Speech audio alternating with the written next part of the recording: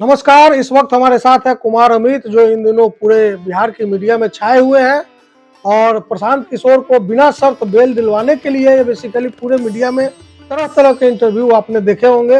लेकिन आज हम चाहते हैं कि चूँकि ये बहुत एक तेज तर्रार वकील माने जाते हैं तो कुछ रैपिड फायर इन पर किया जाए और जाँचा जाए कि ये कितने अच्छे वकील हैं और कितने अच्छे नेता होंगे। तो शुरू करें? जी। तो सबसे पहली बात तो यही है कि आप सरकारी सेवा में भी थे, सामाजिक सेवा भी करते हैं, वकालत भी करते हैं और अब आप राजनीति में भी हैं। लेकिन इन चारों में सबसे अच्छा आपको क्या लगता है? देखिए क्या है कि सामाजिक सेवा वकालत के माध्यम से और राजनीति से हो सकती है। आप घुमा रहे हैं, वकालत या राजनीति? अगर आपका परिदृश्य बड़ा देखेंगे तो राजनीति में चूँकि नीति निर्धारण होता है तो ज़ाहिर-सी बात है राजनीति। तो मतलब राजनीति है। मतलब राजनीति मैंने आपको तो शुरू में जन सुराज या कुछ और भी? नहीं, जन सुराज क्या है? जन सुराज से जन स्वराज।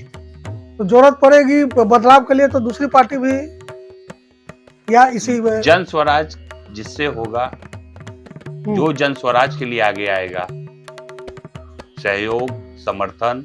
राजनीति में धनबल, बाहुबल, ज्ञान बल, जाति बल क्या चलता है? चलता तो सबके सामने आपको ही पता है, लेकिन चलाना है ज्ञान बल। ज्ञान बल चलेगा? बिल्कुल चलेगा। तो आप नई बात कर रहे हैं। बुद्धा की धरती है, हम्म, गांधी के सत्याग्रह की धरती है, नई बात नहीं है। जागृत करना है बस। कैसे करेंगे जागृत? हो रहे हैं लोग जागृत। कैसे बताइए? जागृत लोग हो रहे हैं, लोगों को बताया जाएगा और लोग जागृत भी हो रहे हैं।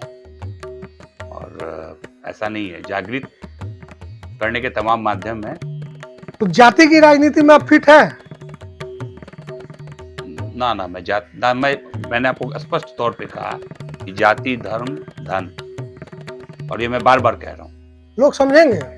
बिल्कुल समझेंगे और समझ रहे हैं। चुनाव लड़ेंगे?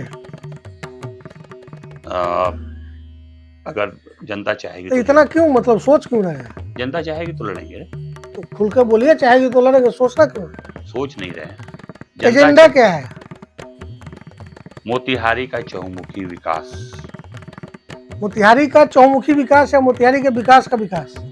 मोतिहारी के विकास का। कई लोग कहते हैं शिक्षा का विकास कर देंगे। नहीं, मोतिहारी शिक्षा का विकास क्या कीजिएगा, शिक्षा आपका विकास करती है। तो क्या आप क्या विकास करेंगे? देखिए, there are so many issues, बहुत सारे हैं।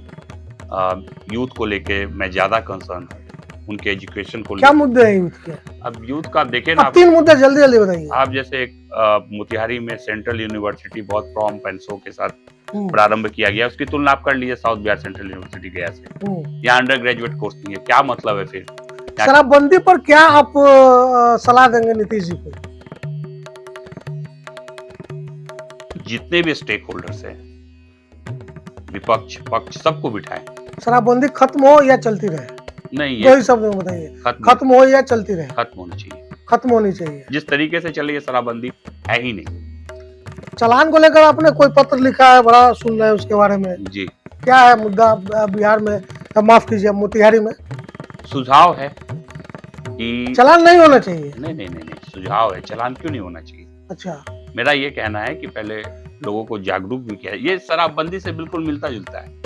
ठीक है, पहले लोगों को अपडेट नहीं किया, आंदोलन से तैयार नहीं किया। नीतीश जी को आपने सुझाव दिया, तेजस्वी जी के लिए कोई सुझाव?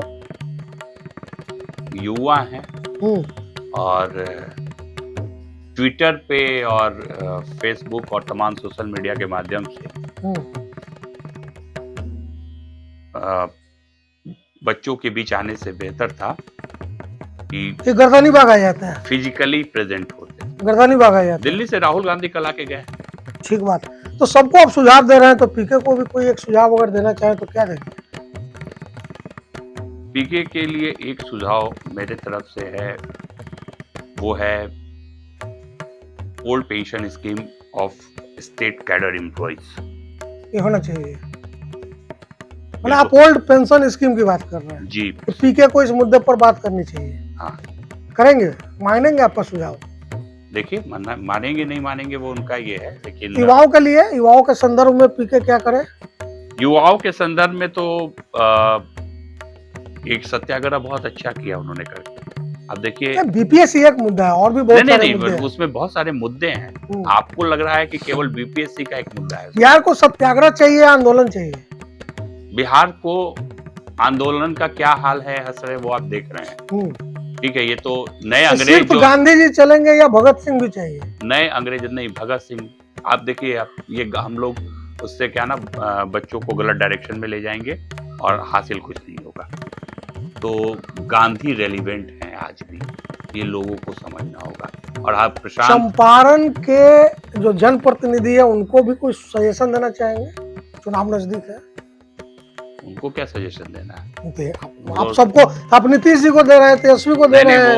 वो लोग टेकन फॉर ग्रांटेड हैं। और जिन मुद्दों पे वो चुनाव लड़ते हैं, जिसको आधार बना के चुनाव लड़ते हैं, धर्म, जाति, धन, उनका तो वो वही है ना, ज्ञान बल की तो बात ही नहीं है। तो आप ज्ञान बल से लड़ेंगे? बिल्कुल, हमारे पास तो ज्ञान बल ही है। आपके पास ज्ञान बल? मेरे पास ना धर्म है, ना जाति है, ना धन। तो चलिए, बहुत बहुत धन्यवाद आपका, आपने बड़ी कुशलता से इस रैपिड फायर का सामना किया, आपको बहुत बहुत बधाई हो। Thank you. और देखते हैं कि ज्ञान बल बाकी बल पर कैसे भारी पड़ता है, पड़ता भी है या नहीं पड़ता है। तो इंतजार कीजिए और तमाशा देखिए द ग्रेट इंडियन डेमोक्रेसी का। आपको बहुत बहुत धन्यवाद, आपके ज्ञान बल को।